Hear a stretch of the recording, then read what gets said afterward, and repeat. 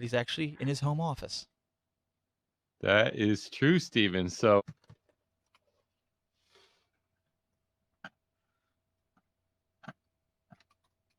I got the YouTube notification. Facebook's on. Okay, so you'll be watching the Facebook. Yes, sir.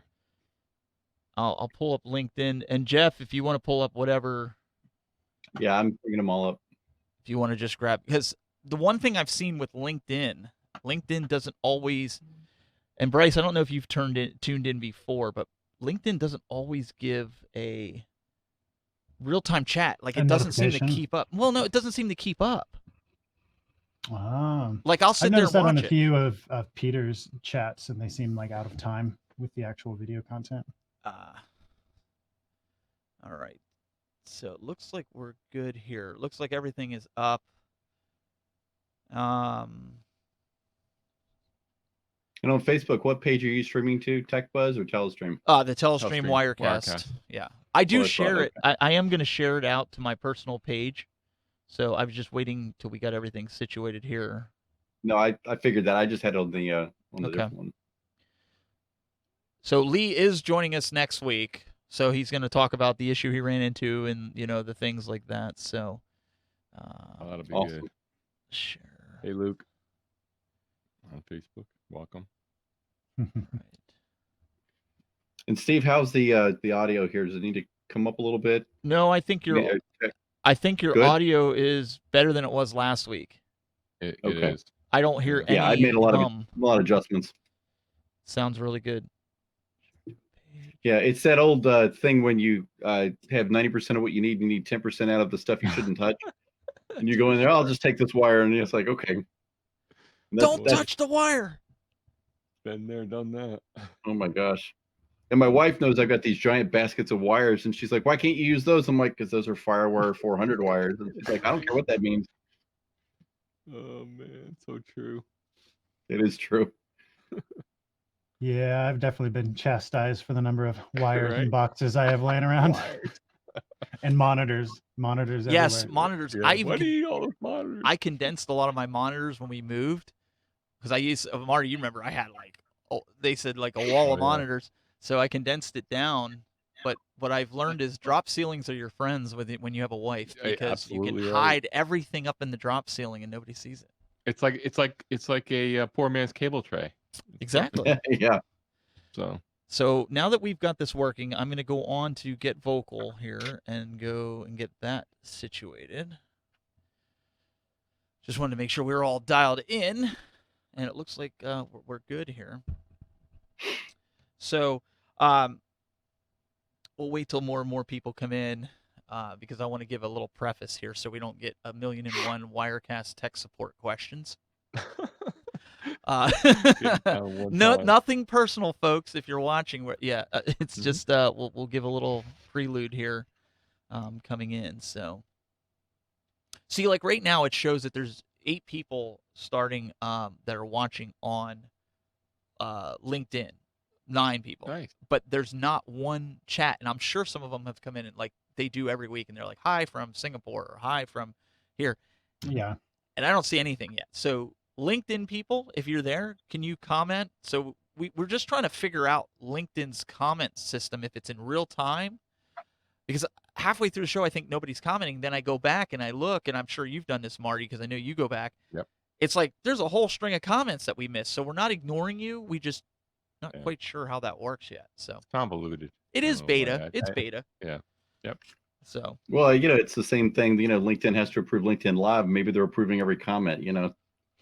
Maybe one of those deals. Yeah, well, I guess that's one of those things. So Bryce, you're using inside of the Telestream studio. You're using what camera? The Blackmagic camera?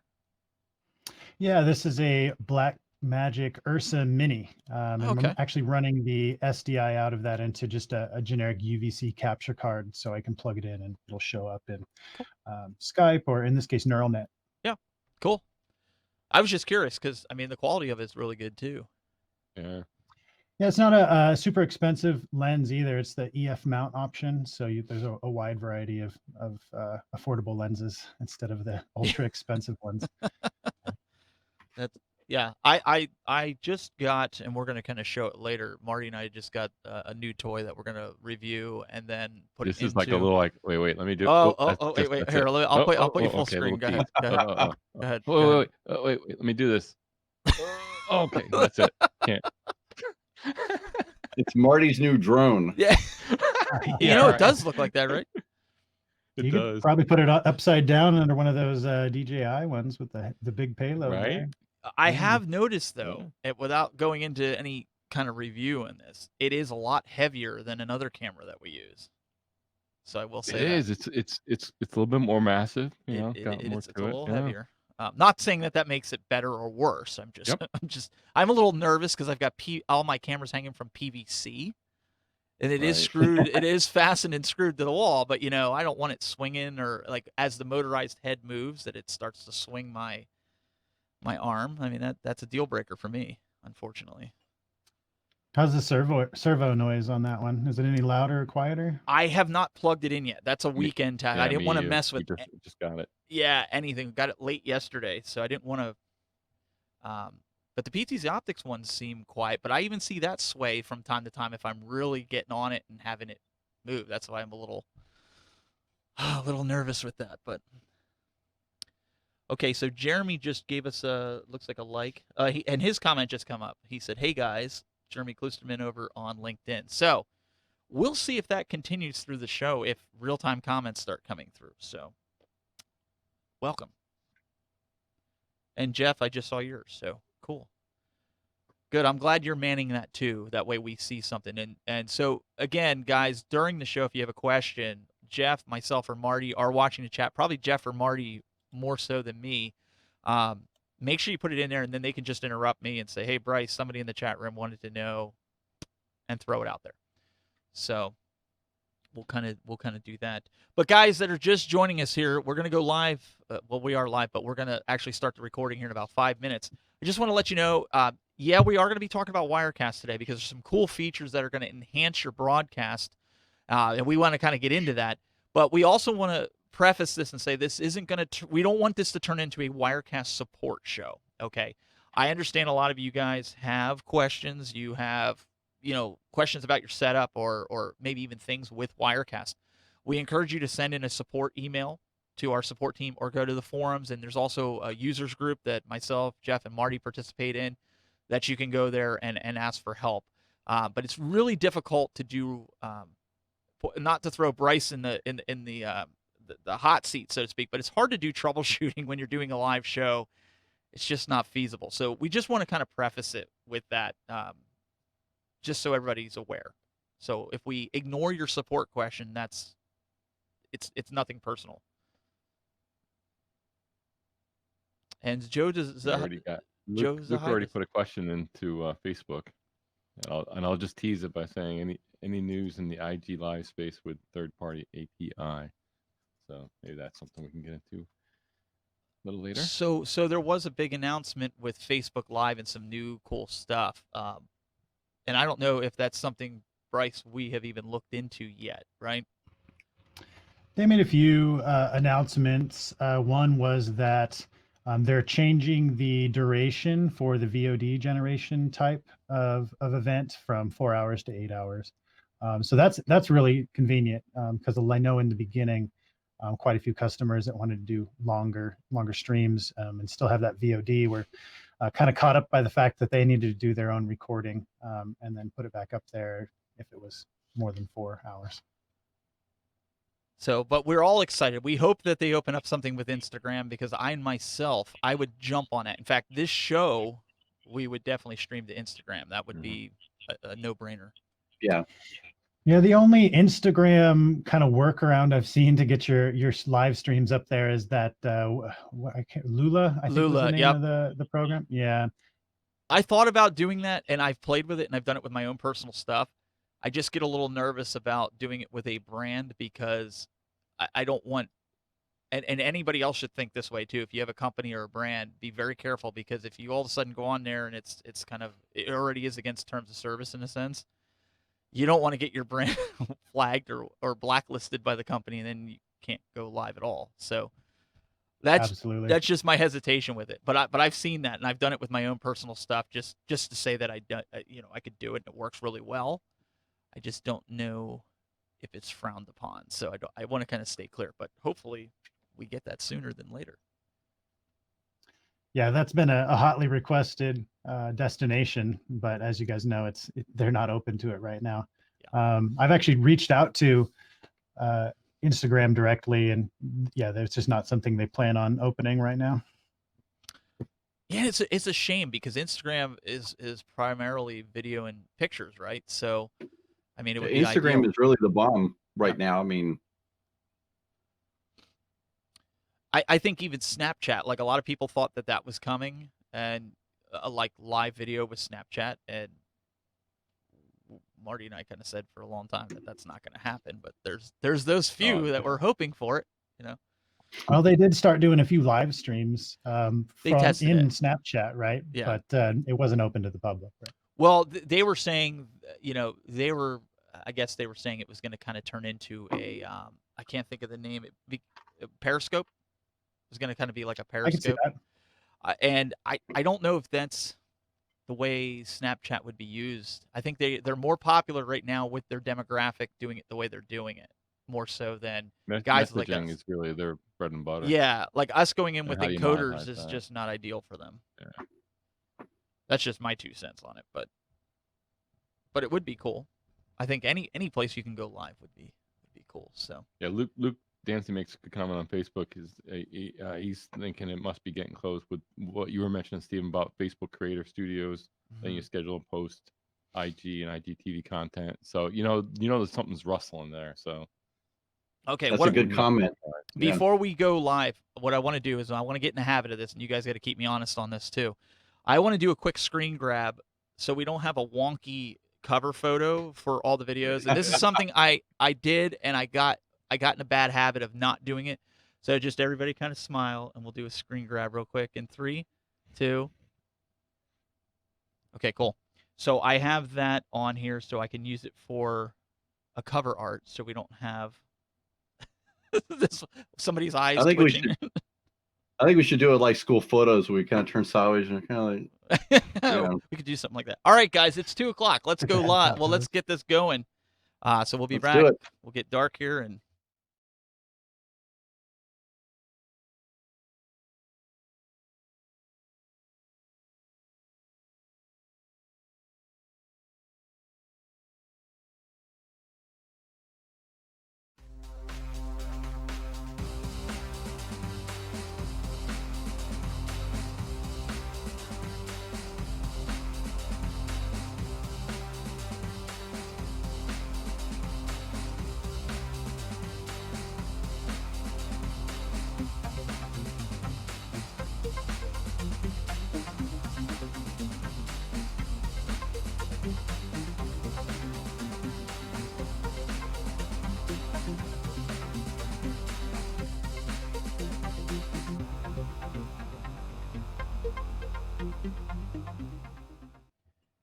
Hey guys, welcome to another edition of On Social, the show that teaches you how you can better yourself on social media with live video. I'm your host, Stephen Haywood, along with my partners in crime. We've got Mr. Marty McPadden from Podjam.tv.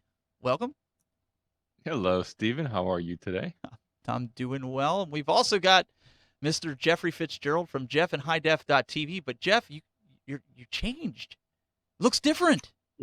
You know what? I heard that the fashion thing in streaming is every week a new look, right? I mean, that's the whole way you do it. So yeah, a little different angle. Next week it'll be different too. But it's always good to be here, guys. Well, it's great to have you. And we've got a very special guest with us this week. We've got the technical product manager for Wirecast, Mr. Bryce Seigel. Welcome to the show. It's great to have you. Thanks for having me.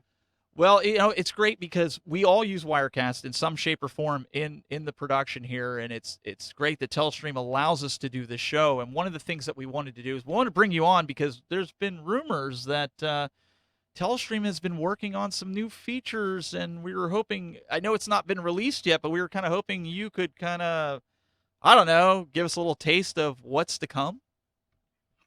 Absolutely, yeah. So we're about ready to release Wirecast 13.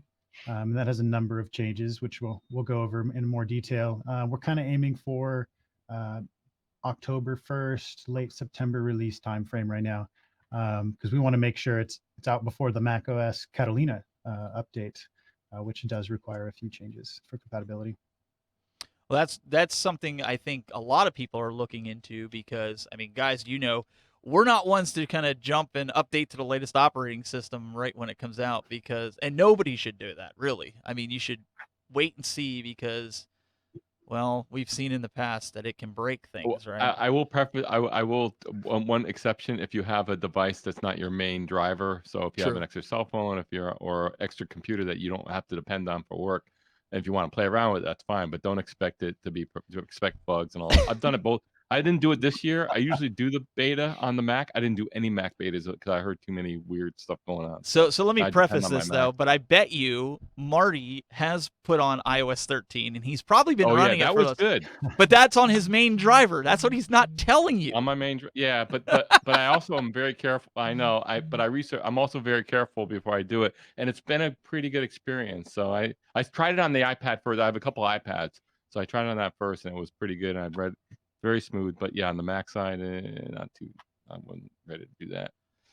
So this is what's going on here. So I'm glad to see Telestream is waiting.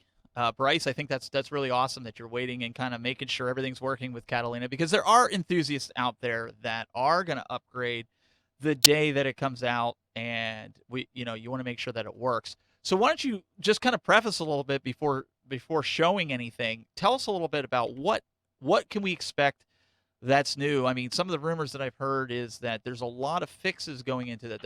That it's something that stability has been the high priority in this one, right? Absolutely.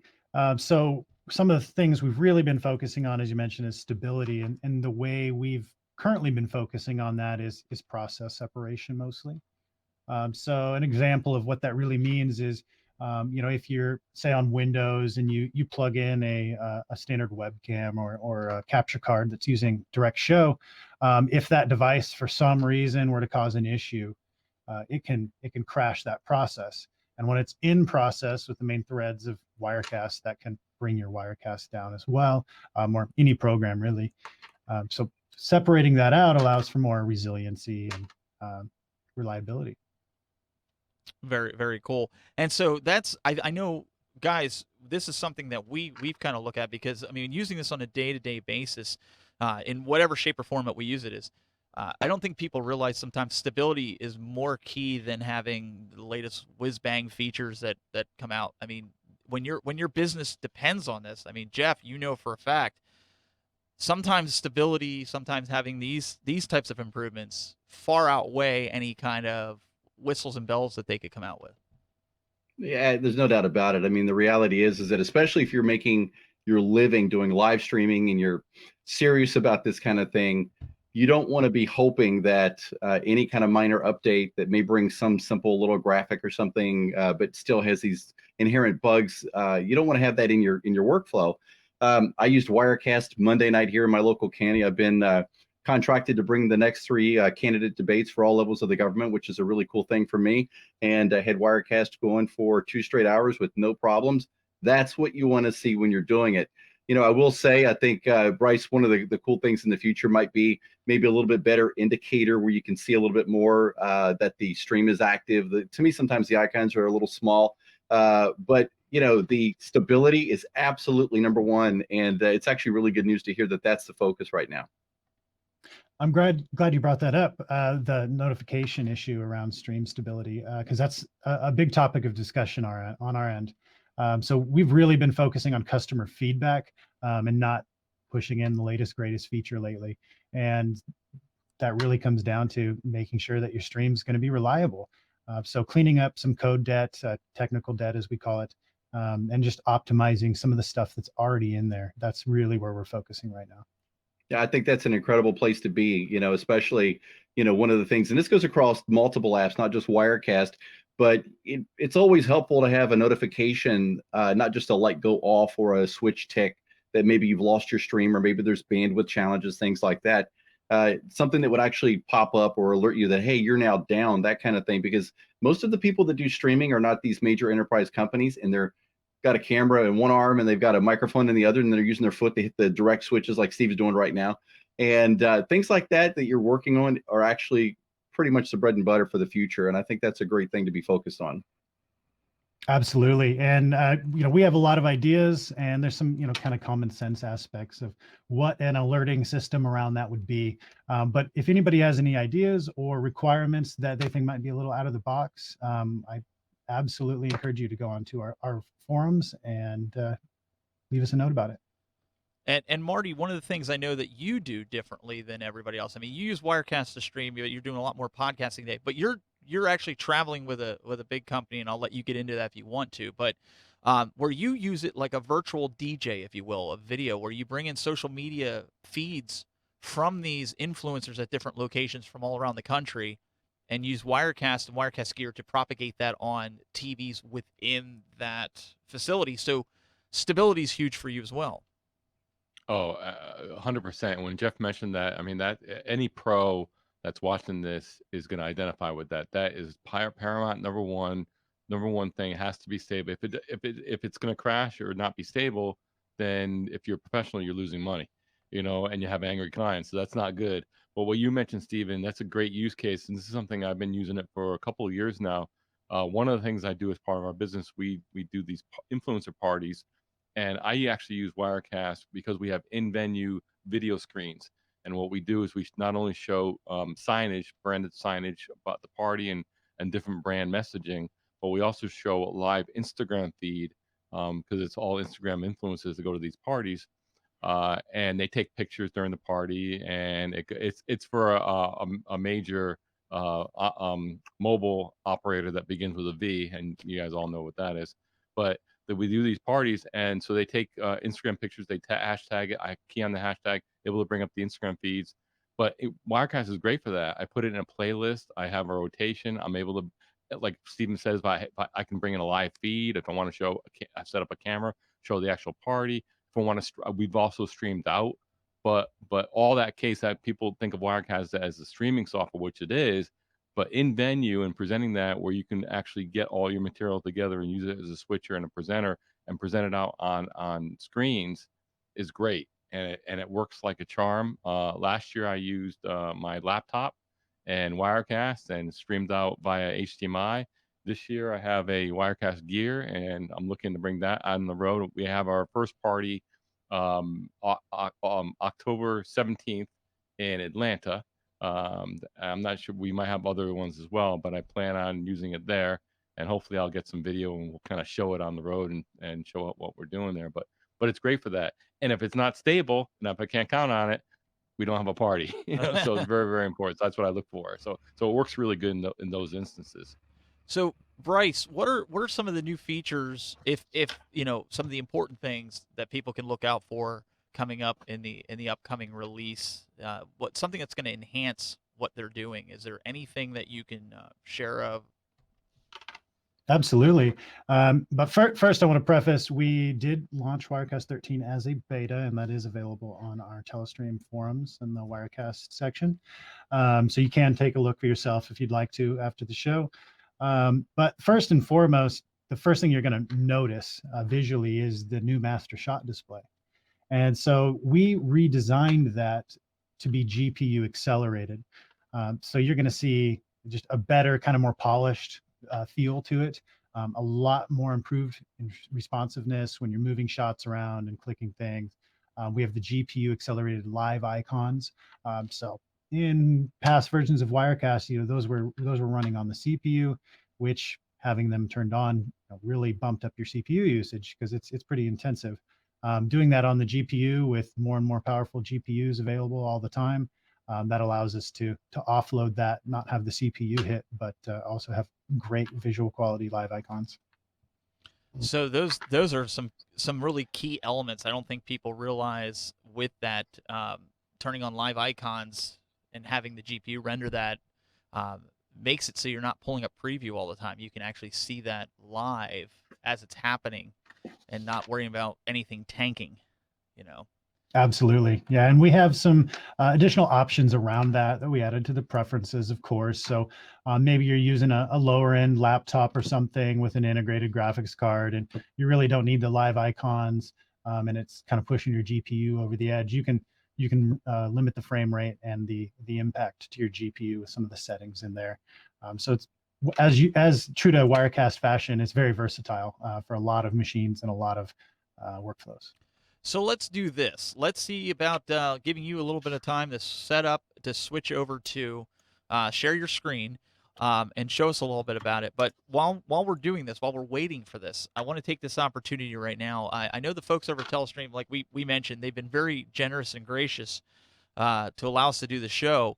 One of the things that they've asked, they've actually put out and said, hey, could you guys that are using Wirecast, we're looking for setup pictures. We really want to see some cool setup pictures. Hit them up on Twitter, on Instagram, on Facebook. And these are the requirements that you're seeing across the screen right now. 3,000 pixels wide, that's what they're looking for. Obviously, the highest quality that you can possibly get. But we don't want to see anybody in there because then we'd have to get waivers and all these other things that can hang this up. So what we want to see is your monster setup. You guys have seen studio setups in the past. That's what we want to see. We want to see your Wirecast-centric setup. And we want to see Wirecast in that frame, and we want to keep it clean and professional. So we want to make sure we put that out there to you guys as it's a great way for you to get involved. And also want to remind you about the giveaway that we're actually doing here. Let me see if I can pull that up here. We have a giveaway set up. I think I have it pulled up here. Yeah, let's do this. There we go. So we have the PTZ Optics webcam giveaway that we're doing. So for those that are interested, this giveaway, I believe it ends tomorrow. So what I'm going to do is I'm actually going to do a review on this camera.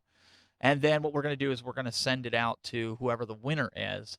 I'm hoping to have that review completed by next week. So at some point next week, whoever the winner is, we're going to get it sent out to you. It's a great value. And I know Paul Richards is coming on. Oh, Marty, I want to say what? Next month. Is it sometime? November? Yeah, next month or November. I think it's October sometime. Okay. So sometime next month that he's going to come on. But he also said he's going to do another giveaway. So we're going to get nice. If you didn't get a chance. That's a little tease. Yeah, if you didn't get a chance to get that, we're going to definitely do that. So we'll see. Bryce, how are we doing over here on? Let's see here. Let me go here. Let's do this. How are we doing with the setup process? Are we able to do this? Is it something we can flip to? Oh, yeah. So there we go. Sorry, Bryce. There you go. No, I had installed the screen share extension for Neural Net. Oh, okay. A different profile first, so I had to reinstall it and hit refresh. All right, let me get rid of some of these graphics on the screen here, so that way you've got there's no confusion and people can see everything that's going on with that. All right, you're good to go. All right, so the biggest difference here, like I mentioned before, is this this master shot layer system down here. So you'll notice that there's plus buttons in each one that's persistent. Now there's little quick and responsive hover over wherever your mouse is. We have some cool resizing options now that, it's not too exciting, but it certainly is nicer than it was before, where you had the little plus or the up and down arrows over here. We have master layer reordering now. You can see it's all being drawn in kind of 3D instead of just really basic kind of redraws like it was before. So you get a lot more responsiveness.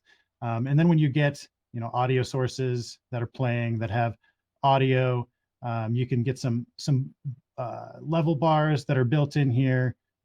This is a video source, so it's not live icons, right? And I don't know if the live icons will show up through the screen share very well, but you get the idea. Mm-hmm.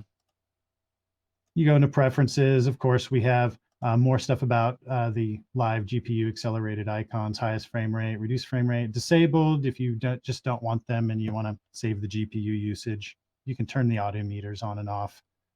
There's playlist options, and we even have some theming in here. So the default, there's some darker one if you want the darker contrast ratio there.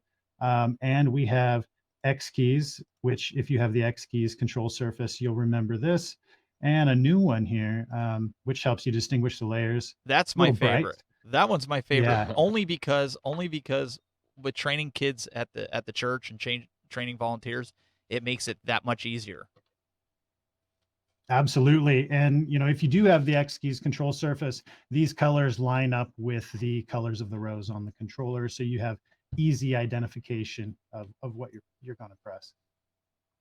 Yeah. So there is a reason, guys, that there is color. Yeah. So, I mean, when it comes down to the master shot layer down here, a lot of it was reducing code bloat, improving efficiencies, making the app feel less clunky and more responsive. You go to move shots around. It's not taking a while to redraw sometimes, like you might have seen on lower powered machines. It's just a lot more responsive, and it's just in our campaign to really make Wirecast as efficient and user friendly and reliable as possible. Yeah, that's cool. I like the audio meter functionality. I was using beta 13 and thought that was a great addition to everything. The interface is a lot smoother. I like the way that you can move things a lot easier. Before this version, it was a little bit harder to kind of know that you're moving things when you really want to, that kind of thing. And obviously, I like the ability there you were just showing where you can make those rows taller and bigger. That may be something to think about for that upper section where you've got the record and the stream buttons up there, that if a person would like to make those more visible, if you're standing back from your machine a little bit working with a camera or something, maybe there's an idea there that that could also be a little bit more fluid and flexible. But yeah, I really like the audio meters are really a great addition there. Yeah, I'm really excited about the audio meters, and I'm hoping in the future we're going to move those to the multi-viewer as well. Oh, nice. Very cool. I want to echo what Jeff said. The UX is such a key item here when you're using software, and especially if you're doing any kind of professional jobs.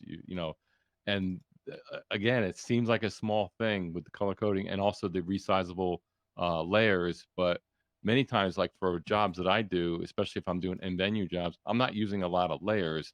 I'm using one layer, but being able to kind of adjust the size of that and see what's going on there is huge, and just the usability thing. I mean, for one thing, Wirecast, as far as the user interface, is legendary. I mean, it's a really great approach and doing, video switching. It's a very easy interface to get familiar with quickly and get started, and then now tweaking it and just making it better. It sounds like, I think, Stephen, you said this, a lot of people look for the whiz bang features, but usability and stability and just iterating and making it better is huge. And these little adjustments make all the difference in the world, especially if you're doing this professionally. Their speed's very much of a concern, and knowing what you're going to do in the next step. I mean, these are all little things, but they're big things. Absolutely. So Bryce, while you're still showing the interface, I know you showed a few of the features. For those that are watching, if you have a cool tip for this, what's a cool tip that you could maybe throw out to people, or maybe your favorite feature here or favorite thing to do with the new version of Wirecast? I think the number one question I run into is actually about where do I put my audio? Yeah. So I think that's a number one question that I get asked. And it really comes down to personal preference. And that's what's great about Wirecast is it's flexible. So it may be that when you're operating and switching your shots, back and forth, you want to have that shot always guaranteed. I click that one, it has the audio for that in that shot. And so you can do that. You can have up to 50 sources in this shot composition here. And that's kind of like the audio follows video kind of paradigm from traditional MEs. Another option is to move your audio down to this dedicated layer down here and just make this your audio layer. And that allows you a lot more flexibility. For an example, I can just say duplicate this shot. And this one might be, say maybe this is a music shot for the beginning of a show. You're just starting, you got your intro card there. and you want that at 100%, right? Then as soon as you transition to say away from your intro to your camera, I could add a camera shot here, but I'm sure you guys can imagine that. Yeah. But at the same time, I also want that music volume to then ramp down to like 20%. So it's a little background, right? And then add in my microphone. And then I can talk over a little background music real low. And then I can duplicate this again and then take out that music altogether. And then without having to actually change my video shot or, in a more complex operation, you're going to have an audio engineer running a mixer. You don't have to communicate them. Okay, drop it to 20. Okay, drop it to 0, or mute it, or all of that. You can kind of automate your audio workflows through here. Awesome. Yeah, awesome. that's actually the model. I'm sorry, go ahead. No, go ahead. I was just going to say it allows for a lot of flexibility, and especially when you get into the audio interfaces instead of just a standard 2-channel input, you can actually automate which channels turn on and off between which shot, all kinds of additional options. Okay, do you want to make sure I didn't know, Steve, if you were going to say something. No, that's actually the way that I approach Wirecast, by having that bottom layer with audio. And I assigned a microphone there. Most of the times it's usually just one source. Every now and then I'll have a double source. Haven't used it with the layout you just described because I have mixers and other ideas on hardware. But moving in the direction of using Wirecast as a more dedicated, more intentional audio piece of software, when you have those different sources there and you switch between them, is Wirecast doing a crossfade between them? And is it also being affected between a cut or a dissolve the way a video source would have? Is it affected by those buttons? The audio is not. It's always crossfaded, just for consistency's sake. It's a very quick crossfade as well. And we have made some changes to how that behaves over time based on customer feedback. Some people wanted a shorter duration of crossfade, so faster crossfade. So we just started, making those improvements based on customer feedback. But yeah, it's just a basic crossfade. It's not affected by our transitions. So real quick, before we have to wrap up in about 5 minutes, Jeremy Klosterman in the LinkedIn chat room, and I apologize, I got to look over here at the chat here.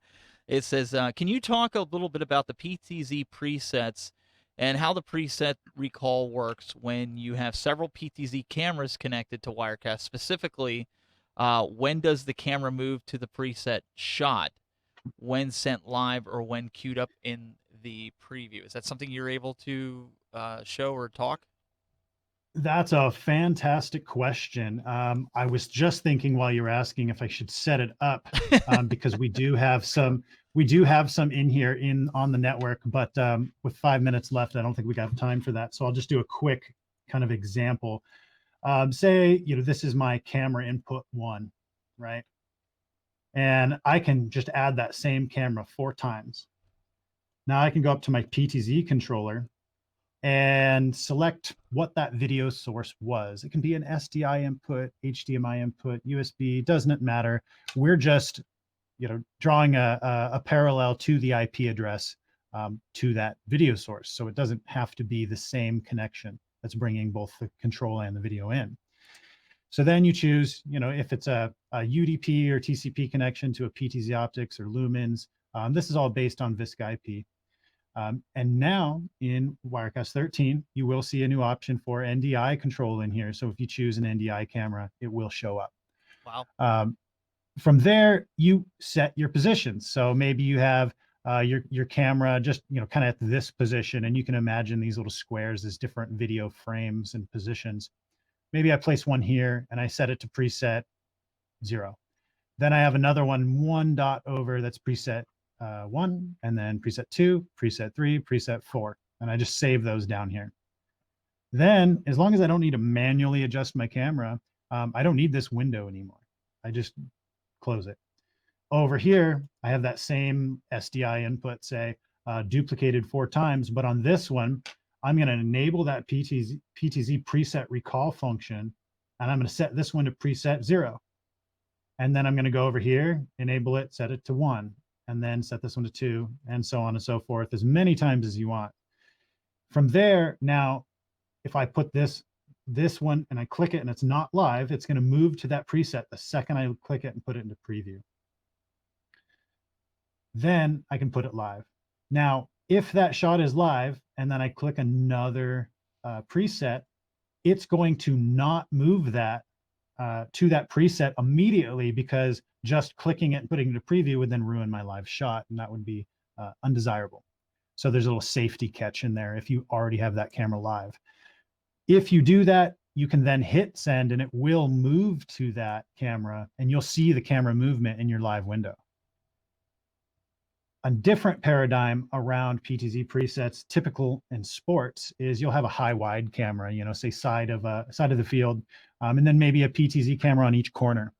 So you can switch back to your high wide shot and then send it live. Then go ahead and pick a different camera preset. It will move to that one off screen, and then you can send that. So you're doing this high wide PTZ shot, high wide PTZ shot, and you essentially get all the different camera angles you could want without having to have a ton of different cameras, a ton of different camera operators that you got to communicate the movements to.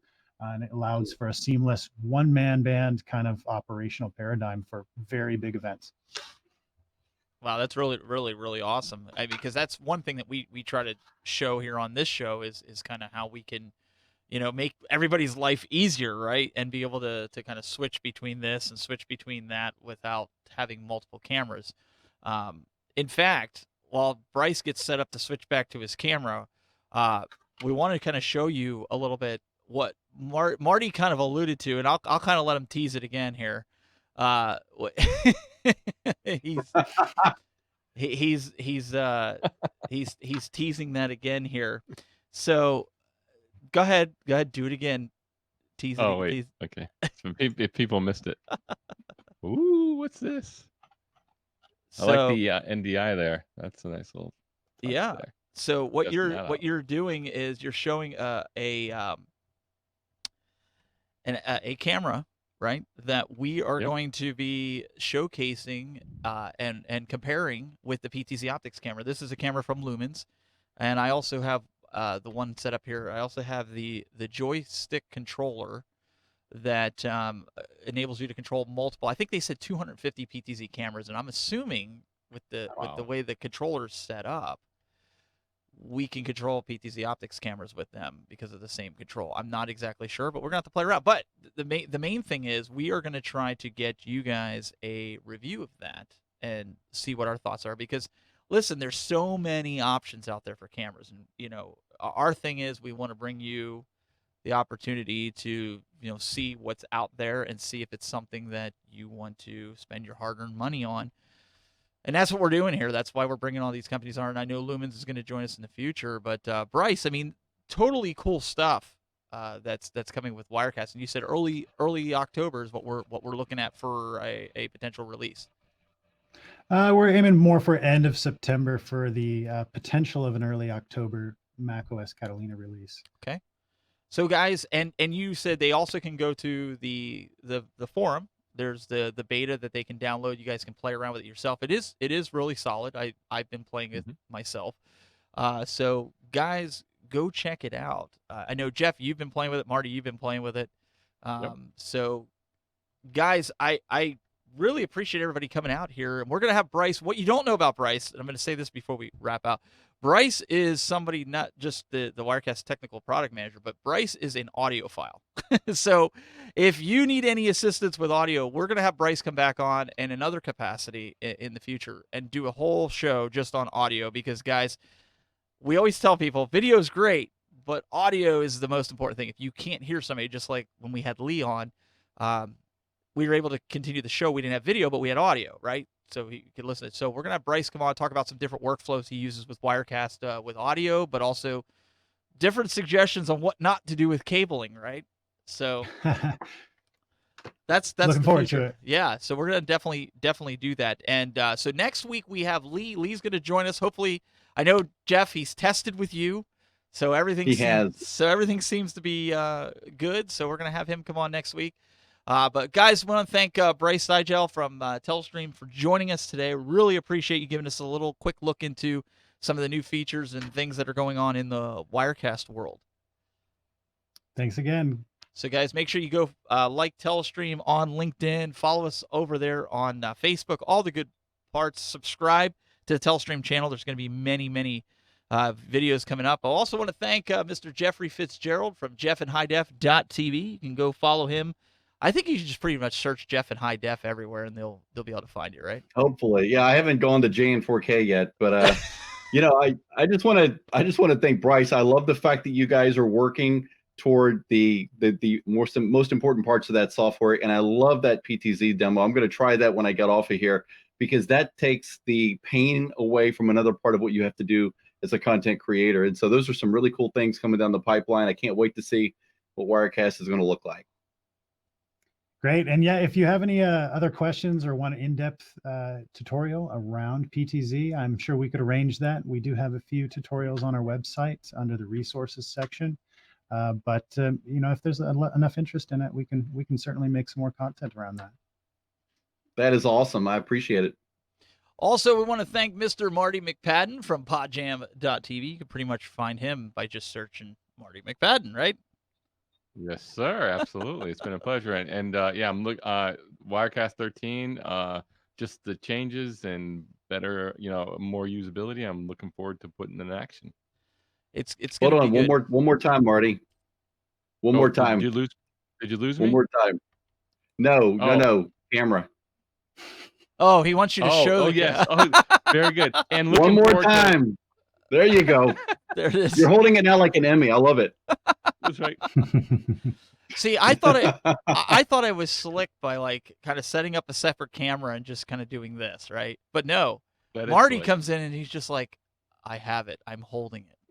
You know, it's like Indiana Jones. Like, what it is. Well, Stephen, I knew you were gonna do that kind of setup, so of I had course. a little different. My hands are full doing everything else, so you know, exactly. I could next time. You know what I'm gonna do? I'm gonna hang it and suspend it from the ceiling by like fishing line, so you can't see it, and I'm just gonna be like this, and we're gonna do it that way. So.